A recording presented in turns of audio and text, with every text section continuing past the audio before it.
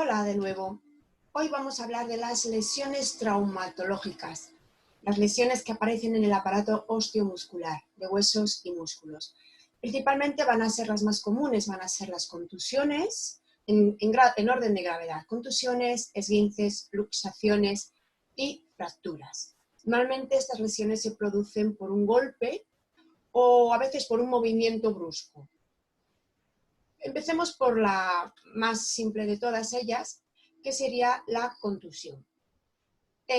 La contusión es cuando se produce un golpe con un objeto romo, un puño, algo que tiene canto, que no pincha, en el organismo y provoca una lesión sin romper la piel. Sería una lesión subcutánea que puede llegar a ser más profunda, incluso llegando a órganos internos. Hace lesiones con distinto grado. Entonces tenemos una contusión de primer grado. Bueno, en el libro nos habla de contusión simple. Contusión simple es aquella en la cual tenemos un golpe, como golpe que nos produce una rojez, pero es una rojez que es provocada por una vasodilatación que se recupera, no se rompen los vasos. Eso sería una contusión simple, un golpe sin consecuencias, en definitiva. O tendríamos ya cuando tiene consecuencias. Entonces sería la contusión de grado 1, que es cuando ya se han roto capilares, entonces queda una equimosis, una especie de cardenal, como estamos viendo aquí. En el grado 2 es cuando aparecería una mayor concentración de sangre, entonces estaríamos hablando de un hematoma, y esta concentración produce un abultamiento, una especie de chichón. Llevado a un grado superior, el tercer grado, tendríamos una necrosis. La necrosis subcutánea, decíamos que la piel no se había lesionado. Entonces se produce una muerte de los tejidos de alrededor y claro, al producirse una muerte esto se va a caer y después va a producir una herida que habrá que tratar, como vimos en su momento en las heridas. ¿Qué es lo que hacemos ante una contusión? Digamos que va a depender del grado. Entonces el grado de gravedad va de primero el menos grave al tercero. Siempre viene bien el frío y el frío se puede aplicar bien con paños húmedos, con presas húmedas o con hielo. Si es hielo siempre va a ser con una bolsita y un tejido que aísle el frío de la piel. También se puede aplicar un vendaje compresivo. La función que tiene es la de evitar que salga más sangre de los capilares que se hayan podido romper. Inmovilizar la zona porque va a estar dolorida y va a sangrar más cuanto más se mueva. Y bueno, pues llevarlo a un centro en el caso de que sea necesario. Con el frío de por sí vamos a producir una vasoconstricción, con lo cual hace que la hemorragia subcutánea también sea menor. Puede producir dolor y se pueden necesitar calmantes. En el caso de que tomemos calmantes, es importante que ante una contusión, como hay hemorragias, no se tome aspirina o ácido acetilsalicílico, porque como bien sabemos, tiene ese efecto de antiagregante plaquetario que puede hacer que la hemorragia sea mayor. Entonces, tomar un antiinflamatorio, paracetamol sería más ideal, pero no, un paracetamol o un antiinflamatorio, pero no aspirina por ese efecto antiagregante plaquetario que aumentaría la hemorragia. Podríamos irnos al siguiente grado, que estaríamos en el esguince. El esguince, en principio, se caracteriza por una elongación de un tejido que puede llegar incluso solo a elongar, puede llegar a desgarrarse parcialmente o totalmente. Cuando hablamos de esguince, normalmente nos referimos a los ligamentos, estas estructuras de tejido conjuntivo que unen los huesos en su articulación, que hacen que las articulaciones existan. Pero podría ser también un esguince de tendón, que es esta estructura que une el músculo al hueso, o del propio músculo. Lo habitual, insisto, es que sea de ligamentos y vamos a centrarnos un poquito en los ligamentos. Es habitual el esguince cuando se hace estas pisadas en las que caemos mal, son súper frecuentes, pero se pueden producir por cualquier otra circunstancia. Hablando de grados, tendríamos el esguince de grado 1, que es simple y llanamente cuando se ha producido esa distensión del ligamento y va a requerir tiempo para volver a su posición normal. Un esguince de grado 2, que es cuando se produce una rotura parcial de uno o varios ligamentos. Aquí ya va a haber sangre. Claro que en el grado 1 también podría haber sangre, no tanto por el ligamento, sino por los tejidos de alrededor. En el grado 2 va a haber hematoma siempre. Y en el grado 3, además, va a haber que se afloja la articulación porque se produce una rotura total de un ligamento. Incluso puede haber en el grado 3 que se desprenda parte del los huesos que conforman parte de esa articulación. Bueno, pues si esto tenemos un esguince, ¿qué cosas podemos hacer ante un esguince? Diría que independientemente del grado. Siempre, ante cualquier lesión, en su primer momento va a querer producirse una inflamación y siempre el frío va a aliviar. Baños fríos, hielo, separado, 20-30 minutos, se descansa, se vuelve a poner, con el objetivo de disminuir el riego sanguíneo y con ello los glóbulos blancos que van a contribuir en la inflamación, que es un mecanismo de defensa normal ante una lesión traumatológica. Vendaje compresivo o férula. El vendaje compresivo tiene también la función de sujetar el esguince y de evitar que se acumule mucha sangre. También la férula hace que no se mueva. Siempre viene bien también elevar, con la contusión también lo podríamos hacer, en realidad un poquito con todos, elevar la parte afectada. Elevando la parte afectada hay un mayor retorno venoso y eso va a hacer que haya menos inflamación, menos edema. Acordaros que el edema es que se sale tejido, que se sale líquido del compartimento intracelular, aumentando el líquido en el compartimento intersticial entre las células. Y sería conveniente que no soportara ni movimiento ni peso, es decir, que la persona tuviera la parte afectada en suspensión y para ello si hace falta pues se tira de una muleta si la lesión está en el pie o si moviliza la muñeca o lo que sea. Como esto requiere, según el grado, más tiempo, cierto tiempo de inmovilización, en esta inmovilización se va a quedar anquilosada la articulación afectada y se va a perder masa muscular. Entonces, en algunos casos, o en muchos casos, se requiere una rehabilitación posterior al tratamiento hasta que cicatriza el esguince para volver a trabajar la flexibilidad de la articulación y para volver a recuperar la masa muscular que está relacionada con el movimiento de esa articulación. Un grado mayor de esguince llevado a otras consecuencias que puede tener es que el esguince sea tal que las estructuras de la articulación se separen la una de la otra. Y cuando se produce esta separación de las caras de la articulación, estamos hablando de una luxación.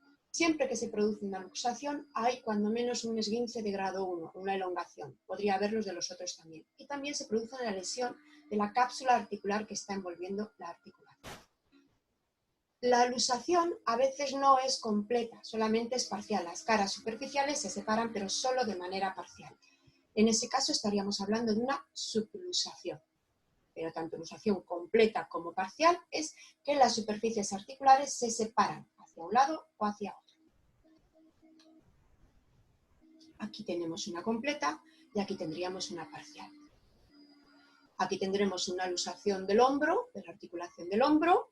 Mirad la apófisis coracoides y el acromion que tanto estudiamos en tiempos de las úlceras por presión, la clavícula. Y aquí tenemos la cavidad del omóplato y el húmero, cómo se ha salido. ¿Qué síntomas se suele tener cuando hay una luxación?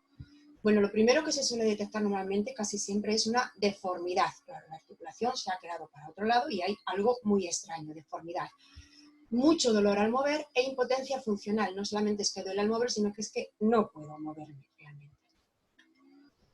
¿Qué debemos hacer? ¿Qué se puede hacer como socorristas para tratar una luxación o para atender una luxación? Pues inmovilizar. Si el brazo se ha quedado para allá, lo inmovilizamos para allá. No intentamos buscar la posición anatómica que se haría en otro tipo de vendajes. Cuando tenemos una luxación, tal y como es la misma deformidad con que se ha quedado la luxación, así la dejamos y así la inmovilizamos.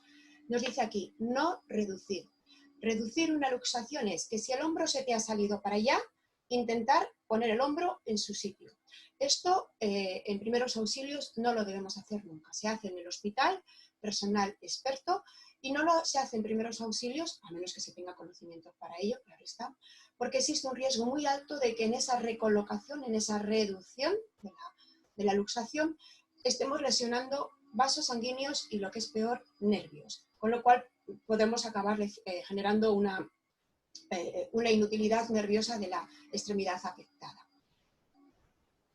En el hospital van a reducir la luxación, van a colocarlo en posición anatómica y después van a inmovilizarlo una vez que está reducido. Pero nosotros vamos a inmovilizar con la luxación tal cual está, única y exclusivamente con el objetivo de que no se mueva y no haga mayores lesiones hasta que lleguemos al centro sanitario.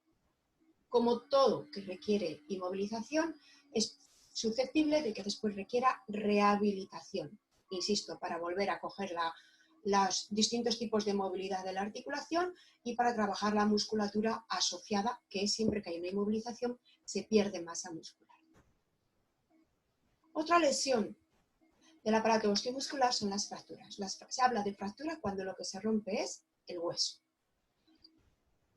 Este traumatismo puede ser por un golpe, por una lesión traumática o bien por un proceso patológico, como por ejemplo la osteoporosis.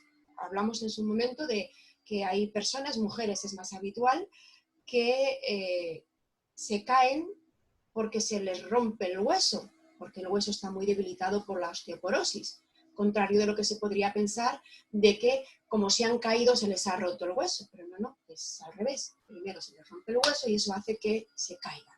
Y eso sería una fractura del hueso por un asunto patológico, como podría ser la osteoporosis, la más habitual. Aquí tenemos distintos tipos de fracturas en distintas partes del cuerpo. Toda fractura va a ir acompañada de dolor, siempre va a haber afectación de las terminaciones nerviosas, de deformidad, siempre se va a separar. En la luxación lo que vemos extraños a nivel de articulación. En la fractura, el lugar donde se produzca la fractura va a estar, según el grado de fractura, pues deformado. Yo he llegado a ver el brazo colgando por la mitad. Estaría por un lado colgando por la articulación y por otro lado por la fractura. ¿Y cómo produce dolor? También hay impotencia funcional. Hay una desconexión de las terminaciones nerviosas y los músculos asociados. Hay muchos tipos de fracturas muy diferentes. La primera es distinguir si es una fractura abierta o cerrada. Las cerradas son aquellas en las que la piel no se ha roto. Hay una fractura interna, pero la piel no se ha roto. Y las abiertas es aquellas en las que la fractura ha sido tal que se llega a abrir una herida en la piel. A veces incluso se llega a ver el hueso a través de esa herida. Por otro lado, podemos tener una fractura simple, es aquella fractura que es cerrada siempre, en la que se ha producido una fractura, pero no hay descolocación del hueso. También puede ser con minuta. Con minuta tenemos aquí y aquí tenemos otra imagen. Con minuta es cuando se producen muchas fracturillas pequeñitas, de manera que hay parte del hueso que se queda hecho añicos. Entonces, estos añicos se llamaría con minuta. También la podemos tener, que sea oblicua o recta, también puede ser. Esta sería completa y en tallo verde. Las que son en tallo verde, aquí tenemos otra imagen, por definición son fracturas incompletas, que no llegan a romper toda la superficie, según como sea el corte, del hueso. Son más habituales las fracturas en tallo verde en niños, en pediatría. Luego puede haber con desplazamiento, como aquí, son fracturas completas y es cerrada, pero se ha producido un desplazamiento interno. Siempre que se produce un desplazamiento hay mayor riesgo de que se rompan más vasos y de que haya más terminaciones nerviosas lesionadas. ¿Y qué es lo que observamos cuando una persona tiene fractura? Pues un dolor muy grande, la deformidad de la extremidad, mayor o menor en función de lo completa o incompleta que sea la fractura, desplazada y abierta o no. Impotencia funcional, no puede ejercer las funciones de la extremidad afectada que habitualmente venía desarrollando. Inflamación, por supuesto, y es muy típico también cuando se intenta explorar, que como primeros socorristas, si sospechamos que es una fractura no lo debemos hacer, pero si intentamos comprobar cómo está la inflamación, al tocar es muy frecuente que se note un chasquido, un crujido muy doloroso. Dicho sea de paso, perdón. ¿Qué hacemos cuando se tiene una fractura? Pues lo que hacemos es, sobre todo si es abierta va a sangrar, detener la hemorragia. Acordaros que teníamos 5 litros y que perder 1 o 2 litros era una situación ya grave. Detener la hemorragia, calmar, para oxigenar mejor, para sangrar menos. Es muy importante, esto lo pone aquí, pero en todo este tipo de lesiones se produce una inflamación.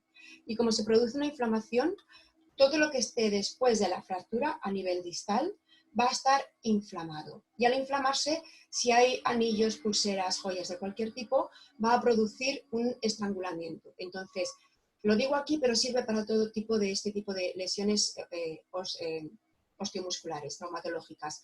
Retirar todo tipo de joyas, que si se pilla reciente se pueden retirar, y cuando aumenta la inflamación a veces hay que romperlas y a veces incluso se hacen lesiones en el tejido para poder deshacerse de ellas.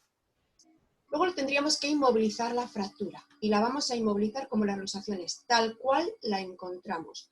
Nunca, por supuesto, nunca se intenta reducir la fractura, como con las luxaciones hay mucho riesgo de hemorragia y de lesionar las terminaciones nerviosas, y además es dolorosísimo, se necesita mucha analgesia para el paciente y saber lo que se hace. Entonces vamos a entablillar la fractura encontrándola tal como lo tenemos, bien con objetos rígidos, papeles de periódico amontonados, tablas, lo que tengamos, y la vamos a inmovilizar en sí misma o pegada a una parte sana del cuerpo.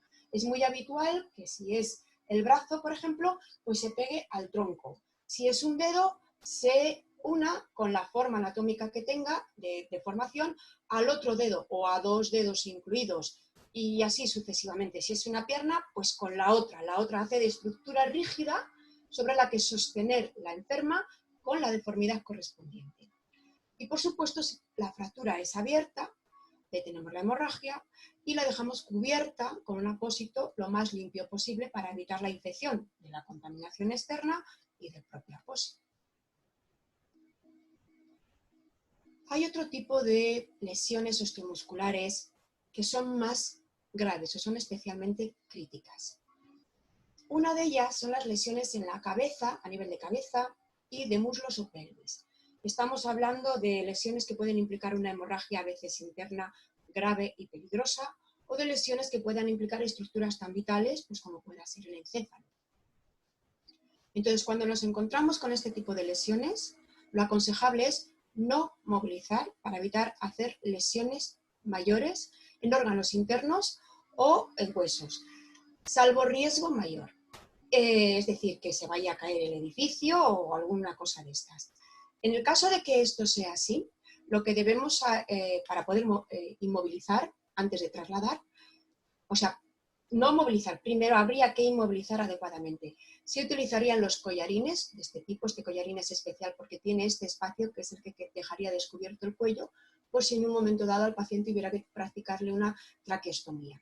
Y esta sería una camilla de cuchara que permite abrir y recoger al paciente, a la víctima tal cual esté, de un lado y de otro, cerrar y trasladarlo, pero sin movilizar absolutamente nada. Otras lesiones muy importantes, especialmente de especial gravedad, son aquellas en las que se sospecha o que hay lesiones en la columna vertebral. Estamos hablando que la columna vertebral es la guardiana y protectora de nuestra médula espinal, y una lesión a nivel de la médula espinal, pues ya sabéis que puede provocar parálisis en 2, 4 extremidades, paraplegia, tetraplegia, etc. Si hubiera que inmovilizarla, pues con medios adecuados, como hemos visto la cucharilla, la camilla de cuchara, u otros que vamos a ver en la siguiente exposición. Si lo hacemos entre personas, tiene que haber siempre mínimo 3 personas. Las piernas son importantes de mantener alineadas, porque podríamos decir, bueno, pues donde más pesa a nivel del tronco, la cabeza es sagrada por el cuello, pero las piernas ya no hay médula. El que las piernas se queden colgando alteraría la forma y la estructura de la columna vertebral, y con ello posibilidad de lesiones de médula espinal. Entonces siempre se tiene que hacer por lo menos con 3 personas, perfectamente sincronizadas, los movimientos exactamente iguales como se digan. La persona más alta suele encargarse de la zona de la cabeza y el cuello, de inmovilizarlo, y de ser la persona encargada de dar las instrucciones. A la de 3 nos arrodillamos, a la de 3 arriba con la pierna derecha, a la de 3 lo que sea. Eso es como se suele hacer en términos generales. Y bueno, pues yo creo que aquí está todo relacionado con, o parte de lo que puede haber relacionado con lesiones osteomusculares. Aquí tenemos una lesión donde se manifiesta una luxación y varios esguinces, así para empezar. Y bueno, pues a ver si encuentro la lengüetita, aquí, y me despido hasta otro. Hasta luego.